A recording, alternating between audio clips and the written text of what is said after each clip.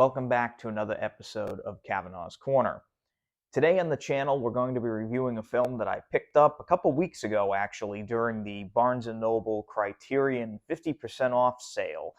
This was a film that had just come out not too long before the sale, and I had to pick it up because this is just a fantastic movie with some amazing performances, a great direction, and just an overall, just a very memorable film, and that is Thelma and Louise, starring Susan Sarandon, Gina Davis, Harvey Keitel.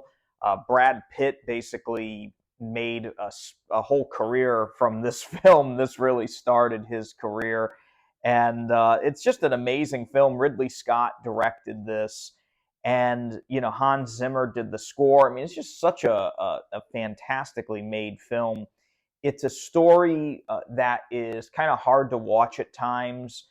It's been accused of kind of being like a man-hating story. I really don't see it that way. I think it's a very empowering story about two women that really had enough with the status quo. It's kind of a rebellion story, but it's also a really exhilarating kind of watch for me. And I've been waiting for this to kind of get a really good release for a long time. This has been out on Blu-ray for a while, and I just, for some reason, never really felt the need to pick it up. I think I had it on DVD from like 20 something years ago, but this was a release that I couldn't pass up. This Criterion Collection set has an all-new 4K transfer, and it's actually 3 discs. I'm going to open it up here so you can see it. It has some really, really nice artwork. It has a really cool booklet here. And it also talks about the transfer here.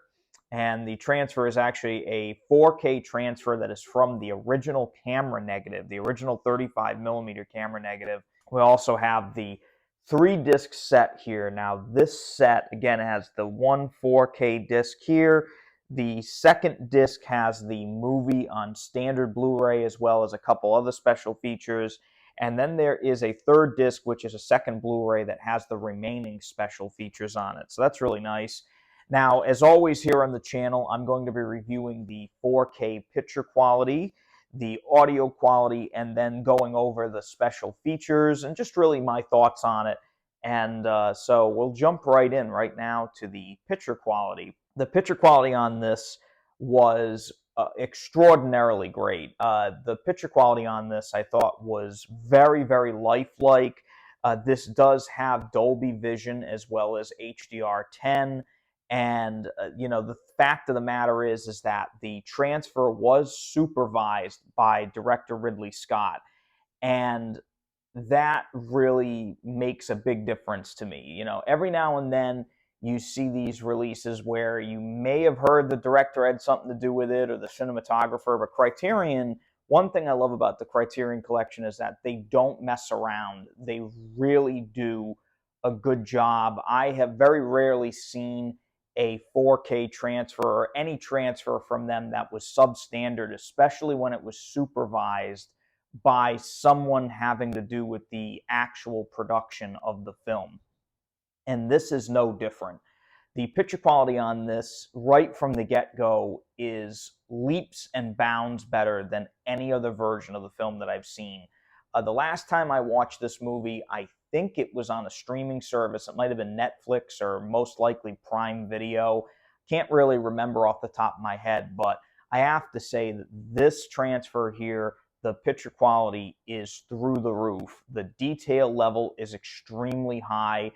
The color palette of the film, it is much cooler at times than I remember before. It seems like they've really adjusted the blues, but the oranges and reds, the sunsets, the beautiful landscapes, browns, greens, skin tones are much better than they were before, but the overall color palette is slightly different, but I didn't think it was a massive overhaul. It just is much cooler at times, but overall I thought it was very, very accurate.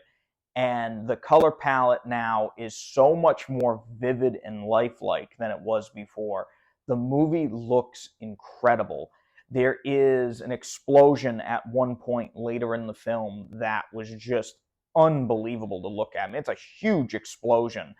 And that was one of the really big moments for me in this film where I was like, whoa, that just looks incredible. But there are a lot of close-ups of the two lead actresses in this film, and you can really see details now, mascara, makeup, eyeliner, things like that, that it's just so lifelike. It's so apparent now where it may not have been that way before, but it is an incredible looking film from beginning to end. Like I said, the color temperature there at times I feel it has been adjusted. There are certain scenes that just seem a little more blue or cyan than they were before. But again, this was supervised by Ridley Scott, so maybe that was the way he wanted it from the get-go. Didn't get there originally, but now we have the tools to get there. I didn't think it was anything too unbelievable. It's not like the entire movie is blue or the entire movie is yellow or anything like that. It's a really, really nice transfer. Black levels, especially on this disc, are hugely improved. The black levels on here now, the nighttime scenes are so much better looking now. They are improved in every way. Shadow detail is extraordinarily improved. Just everything, it just seems to be that there's no black crush whatsoever in any of those dark scenes. I was very, very impressed with that. They did a very good job. In terms of audio quality, the audio quality on this is a DTS HD 5.1. That's the audio track on this one. And that audio track I thought was fine. Again, it sounded really, really good. I'm fairly certain it's the same audio track from previous Blu-rays. Again, I didn't have any issues with it. The surrounds are used perfectly. Sound effects are placed perfectly. The audio, again, it's very clean. It's very clear. The bass in it is pretty solid. The dialogue I thought was fine. I didn't, have any issues with it. I didn't have to, adjust the volume to hear what the characters were saying. The score from Hans Zimmer really sounds good on this audio track. I was very, very impressed with that. And, again, it's fine. Did this movie really need a Dolby Atmos or a DTS-X or something? It would have been nice to have, but again, Criterion doesn't always do a lot with audio tracks. I've noticed they really like to keep it as original as possible. And with this, again, it's just that 5.1, but it's a very, very solid 5.1. I had no issues with it whatsoever, and it's fine for this movie. I don't really think that it would have improved at all with any other types of audio tracks. The special features on this set are really a standout here. There are a ton of special features spread across all the discs. The 4K does come with 2 audio commentaries. There's one with Ridley Scott and screenwriter Callie Corey. Again, excuse me if I mispronounced that. And there's another one with Gina Davis and Susan Sarandon. So that's really nice. There are new interviews with Ridley Scott and writer Callie Corey. That is really cool. There is a carryover from older Blu-rays and DVDs that is a documentary about the making of the film. There's also Ridley Scott's first short film, which is called Boy and Bicycle from 1965, so that's really nice. There's also the original theatrical making of featurette, which is more of like an advertisement for the film, but that is included as well. There are storyboards, deleted extended scenes, including an extended ending with Ridley Scott's commentary. And there's also a music video for Glenn Frey's song, Part of Me, Part of You, which is from the soundtrack of the film. So that is really cool. There's also theatrical trailers, subtitles, and all that in the booklet I showed you guys earlier. So this right here is a fantastic release from Criterion. I really loved how much effort they put into this release. I'm glad that this movie finally got a really, really competent and just overall perfect release. I mean, it really doesn't get much better than this. Again, picture quality alone, I would recommend it, especially if you're a fan of this film. This one here is spine number 1180.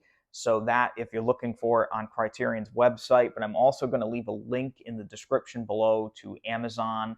And if you want to pick this up, so if you use that link, I do get a little kickback here on the channel. It does help me out a lot, and I really appreciate it if you use that. Also, if you like reviews like the one I just did here, hit that thumbs up button and subscribe to the channel, please, because I don't charge for these reviews. I don't do anything like that, and it really helps me out. I'm really trying to grow the channel, and we surpassed over 2,200 subscribers recently. I want to get to 5,000 by the end of the year. That's my goal here. Again, I'm really hoping it happens, but please stay tuned for the next video where I'm going to be reviewing another recent Criterion Collection release. And it's a film that I've always been fond of by a director that I love, and I just don't think it gets too much attention, so I'm going to review that next, so stay tuned. Until next time, please stay safe and take it easy.